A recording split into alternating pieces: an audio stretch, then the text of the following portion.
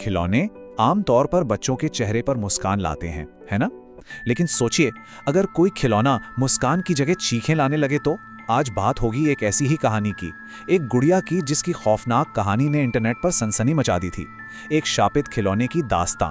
क्या ये मुमकिन है कि एक बेजान सी दिखने वाली चीज, एक खिलौना, अपने अंदर कोई बुरी शक्ति छुपाए हो? एक ऐसी ताकत जो किसी की जिंदगी को पूरी तरह तबाह कर सकती हो? ये सवाल ही इस पूरी डरावनी कहानी की जड़ है। तो चलिए इस कहानी की शुरुआत करते हैं। जगह है शंघाई और कहानी के केंद्र में है एक लड़की और उसकी एक बहुत ही खास गुड़िया। मिलिए मेलिन से। मेलिन, जिसे अनोखी गुड़ियों से बेइंतहा प्यार था। वो शंघाई की एक खिलौनों की दुकान में काम करती थी और उसका शौक था दुनिया भर से नायाब गुड़िया इकट्ठा करना। मतलब उसका घर किसी छोटे मोटे म्यूजियम से कम नहीं था। और फिर एक दिन उसकी नजर एक ऐसी गुड़िया पर पड़ी जो बाकियों से एकदम अलग थी। ये थी एक लिमिटेड एडिशन लबूबू डॉल, सुनहरे फर वाली, नीली आंखों वाली और चेहरे पर एक बहुत प्यारी सी मुस्कान। मेलिन ने देखते ही तय कर लिया, ये तो उसके कलेक्शन में जाएगी। वो उसे खुशी खुशी घर ले आई, इस बात से बिल्कुल अनजान कि वो अपने साथ सिर्फ एक खिलौना नहीं बल्कि एक आने वाली तबाही को भी ले आई थी। शुरुआत में तो सब कुछ नॉर्मल था, पर यह शांति ज्यादा देर टिकने वाली नहीं थी। बहुत जल्द पहली चेतावनी मिली। मेलिन का एक वफादार साथी था, उसका कुत्ता बाओ। बाओ की आदत थी जब भी घर में कोई नई गुड़िया आती वो खुशी से पूंछ हिलाता, उसके आसपास खेलता। लेकिन इस बार ऐसा नहीं हुआ। जैसे ही बाओ ने उस लबूबू गुड़िया को देखा, उसका बर्ताव एकदम बदल गया।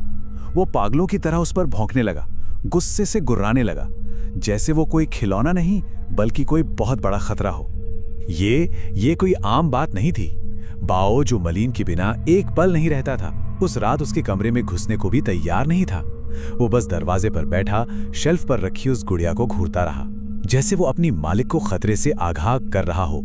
एक खामोश चेतावनी जिसे मेलिन उस वक्त समझ नहीं पाई।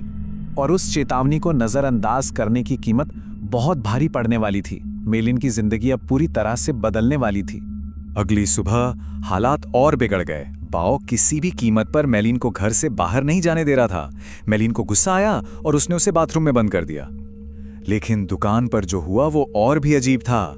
मेलिन, जो अपने शांत स्वभाव के लिए जानी जाती थी, एक छोटी सी बात पर एक कस्टमर पर बुरी तरह चिल्ला पड़ी। ऐसा लगा जैसे वो थी नहीं, कोई और ही था उसके अंदर। और इसका नतीजा, उसे उसी वक्त नौकरी से निकाल दिया गया। सिर्फ 2 दिन, सोचिए, बस 2 दिन।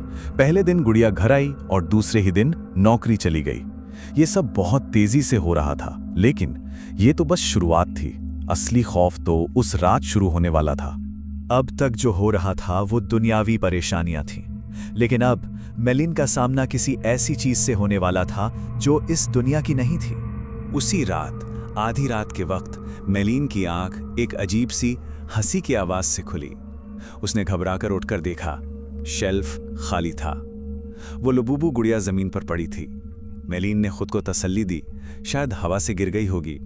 उसने गुड़िया को उठाया, वापस अपनी जगह पर रखा और सोने की कोशिश करने लगी। और बस तभी वो खौफनाक सपना शुरू हुआ। सपने में एक अजीब सा सड़ता हुआ लाल रंग का जीव था। उसके दांत और नाखून किसी चाकू की तरह तेज थे और वो हंस रहा था, वही हंसी जो मेलिन ने नींद खुलने से पहले सुनी थी। वो जीव मेलिन की ओर बढ़ा और उस पर हमला कर दिया। मेलिन एक जोरदार चीख के साथ उठी और जो उसने देखा उससे उसकी सांसें थम गई। वो कोई सपना नहीं था, वो लबूबू गुड़िया जिसे उसने शेल्फ पर रखा था अब उसकी छाती पर बैठी थी और उसकी वो प्यारी सी मुस्कान अब एक भयानक डरावनी हंसी में बदल चुकी थी। मेलिन की चीख सुनकर बाओ दरवाजा तोड़ता हुआ अंदर आया। उसने एक पल भी नहीं सोचा। एक ही झपट्टे में उसने उस गुड़िया को मेलिन के ऊपर से खींचा और उसे फाड़कर, नोचकर टुकड़े टुकड़े कर दिया। मेलिन ने कांपते हुए उन टुकड़ों को उठाया, कूड़ेदान में फेंका और अपने बहादुर बाओ को गले लगाकर किसी तरह सुझाने की कोशिश की। उसे लगा कि चलो, बुरा सपना खत्म हुआ, वो बला टल गई। लेकिन उसे नहीं पता था कि अगली सुबह किसी भी बुरे सपने से कहीं ज्यादा खौफनाक होने वाली थी। जब मेलिन की आंख खुली तो उसका सिर दर्द से फटा जा रहा था और उसके शरीर पर लाल रंग के निशान थे, जैसे किसी ने उसे नोचा हो। पर एक चीज और थी जो उसे बेचैन कर रही थी। बाओ कहीं नजर नहीं आ रहा था। उसने उसे बहुत आवाजें दी, पूरे घर में ढूंढा, पर बाव का कोई नामो निशान नहीं था। बाव को ढूंढते ढूंढते वो बाथरूम में पहुंची। उसने आईने में देखा और उसकी चीख निकल गई। आईने के अक्स में उसके ठीक पीछे सपने वाला वही लाल दैत्र खड़ा था। वो खौफ से पलटी, पर पीछे कोई नहीं था। बस बाथरूम की शेल्फ पर वो सुनहरी लबूब गुड़िया रखी थी, बिल्कुल सही सलामत, जैसे उसे किसी ने छुआ तक ना हो।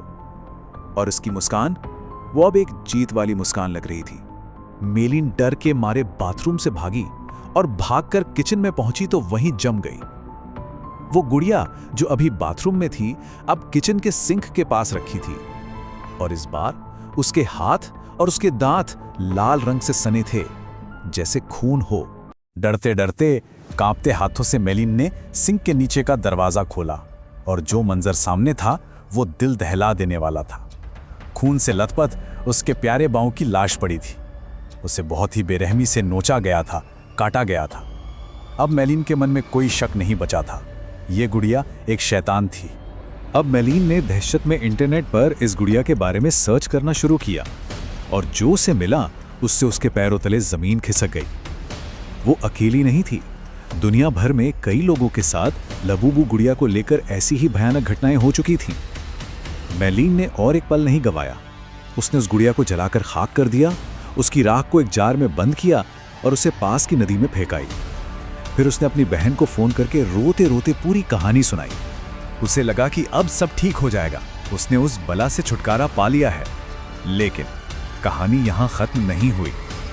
ठीक एक दिन बाद मेलिन अपने ही घर में मृत मिली, और सबसे खौफनाक बात, उसकी लाश के ठीक बगल में वही सुनहरी लबूबू गुड़िया रखी हुई थी, बिल्कुल वैसी की वैसी, जैसे उसे कभी जलाया ही ना गया हो।